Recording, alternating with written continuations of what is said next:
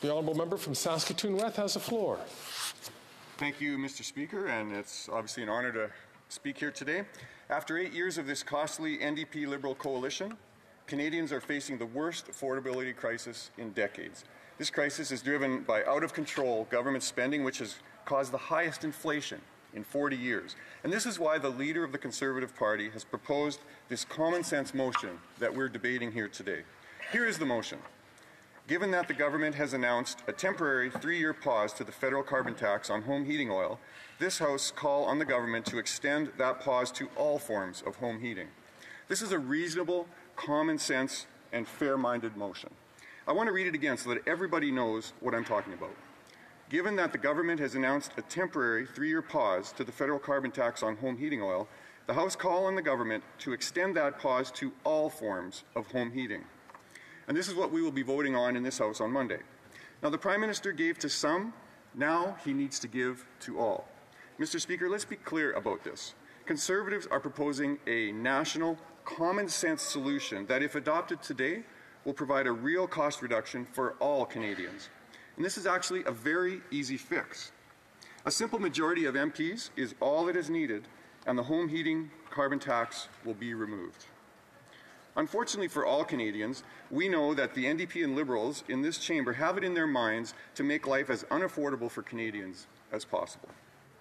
I think it's fair to say that everybody understands how the carbon tax is making life more expensive. It's especially making food more expensive. The NDP-Liberal government is taxing the farmer who grows the food, the trucker who brings the food to us, and the processor and any other business who touches that food. The end result, food costs more, 6% more, just this in September. But don't trust my math, Madam Speaker. Last week, the Governor of the Bank of Canada, Tiff Macklem, confirmed this. He said that if the carbon tax were eliminated, it would lower inflation by 0.6%. Now let's just think about that. The latest inflation rate was 3.8%. If the carbon tax were eliminated, that would get us 1/3 of the way to the target rate of 2%, and interest rates could start coming down. Instead, this cold-hearted NDP-Liberal government wants to keep prices high for all Canadians. Now, before I get into how the NDP-Liberals pit one region of Canada against another, perhaps I should spell out for everyone just how harmful the carbon tax actually is. In Saskatchewan, 2/5 of our electricity comes from natural gas, 2/5 from coal, and the balance from other sources. So 80% of our electricity is generated from fossil fuels extracted from the ground. Our home heating comes from that same natural gas extracted from the ground. Very few people use oil to heat homes in Saskatchewan. Those are the facts. Now here's the rub, or should I say the great political shell game that the NDP-Liberals are pulling over Canadians, and specifically the good folks of Saskatchewan. It's called the carbon tax.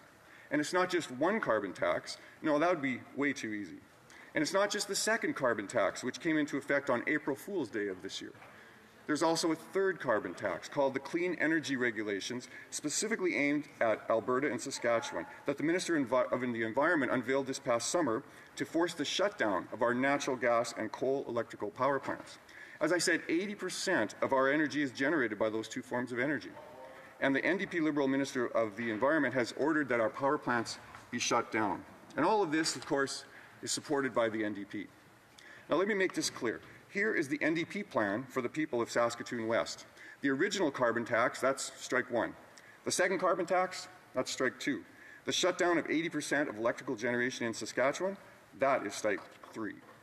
Now, today's debate isn't about electricity. It's about heating our homes and how we do that. So how will the carbon tax affect that? Well, first off, last week the Prime Minister made an announcement that his NDP-Liberal coalition will be removing the carbon tax from home heating oil. He did this for the explicit purpose of winning votes in Atlantic Canada. Now, how do we know that? Well, first, at his announcement, he was surrounded by every single Atlantic Liberal member of Parliament.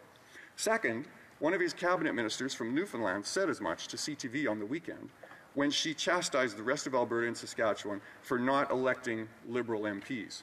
Her claim was that if your riding didn't vote Liberal, the Prime Minister doesn't care about you. Therefore, no carbon tax break for natural gas home heating in Saskatchewan. You see, it's mostly Atlantic Canadians that use oil to heat their homes. Back on the prairies, we use much greener natural gas to heat our homes. And this is how the Liberals are using the carbon tax to pit one region of the country against another for political advantage. But you know, in Saskatchewan, we don't take this lying down. Saskatchewan has repeatedly been treated as a poor cousin when it comes to environmental policy, which is ludicrous because we care more than anyone about our environment. Our farmers depend on a healthy environment to make a living. They've been adopting green practices for decades, long before the government even cared. And our farmers don't need government handouts to accomplish this. They did this on their own because it makes sense. And they continue to make the best decisions for their farms and, by extension, for the environment. And let's not forget about the vast amounts of carbon stored in Saskatchewan, either in our farms or in our forests or in our carbon capture and storage projects. This mistreatment and unfairness is very frustrating and only adds to the cost to the industries and the people of Saskatchewan. My Saskatchewan colleagues and I have been working hard to fight against this inequity from Ottawa, and so has our Premier. This NDP-Liberal carbon tax plan that rewards Atlantic Canada and penalizes Saskatchewan definitely needed a response. Now let me tell you what my Premier has said in response to all of this. He has promised to have our natural gas supplier, Sask Energy, stop collecting the carbon tax on home heating in my province. This will level the playing field with Atlantic Canada. And here's what he said about this, quote, "As Premier, it's my job to ensure Saskatchewan residents are treated fairly and equally with our fellow Canadians in other parts of the country. The federal government has created two classes of taxpayers by providing an exemption for heating oil, an exemption that really only applies in one part of the country and effectively excludes Saskatchewan." Now, lest you think this is just a bluff, I can report that only a few hours ago in the Saskatchewan legislature, the following motion passed. Let me read it. That this Assembly calls on all members of Parliament to support the opposition motion being debated November 2nd, 2023 in the House of Commons that reads as follows, that given that the government has announced a temporary 3-year pause to the federal carbon tax on home heating oil, the House call on the government to extend that pause to all forms of home heating. Now, not only did this motion pass, it passed unanimously. Now let me break that down. That means that Saskatchewan Party MLAs voted in favor of this. This also means that NDP MLAs also voted unanimously in favor of this. Now, will the NDP in this House rise to the challenge and choose common sense over political games? Madam Speaker, I'm not optimistic. Here in Ottawa, the spineless and directionless NDP support the Liberals every single time. The Liberals say, jump, and the NDP asks, how high? I encourage them to take a cue from their provincial brothers and sisters and support our motion to pause the carbon tax on all forms of home heating. After 8 years of this Liberal government, we know that one of their favorite tools is division. And this carbon tax policy change is a great example. When the going gets tough, the Prime Minister divides. Now, why does he do this? To distract, to pit one person against the other. And he divides by race, sexuality, vaccine status, and now by region. Because he knows that when Canadians are arguing with each other, they don't notice what the government is doing. He doesn't care if it tears the country apart, because this gives the NDP-Liberal coalition the ability to get away with so many things. With corruption, giving money to their friends, bad legislation, the list goes on and on of all the scandals that have happened. This gift to Atlantic Canada is a clear attempt to buy votes. But Atlantic Canadians are not fooled by these tricks. They know that, heaven forbid, if this Liberal government were to be re-elected, they would quickly end the temporary pause and continue on their path to quadruple, quadruple, quadruple, quadruple the carbon tax.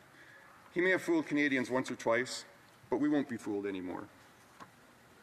Madam Speaker, I know what I've spoken today is hard for MPs of the NDP-Liberal coalition government to hear.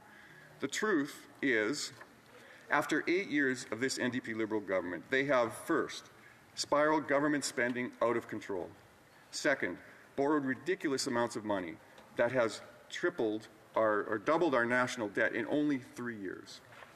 Third, endlessly printed money, which causes inflation as clearly confirmed by the Bank of Canada. Fourth, drastically raised interest rates, causing mortgage payments and rent to soar uncontrollably. And to top that off, fifth, the NDP-Liberals tell us to eat cake as they raise taxes in the form of multiple carbon taxes. Madam Speaker, we cannot afford this costly coalition. We need a government that will scrap the carbon tax and balance the budget to ease inflation and lower interest rates. It's time for Canadians to elect a common-sense, conservative government. Let's bring it home. Here, here.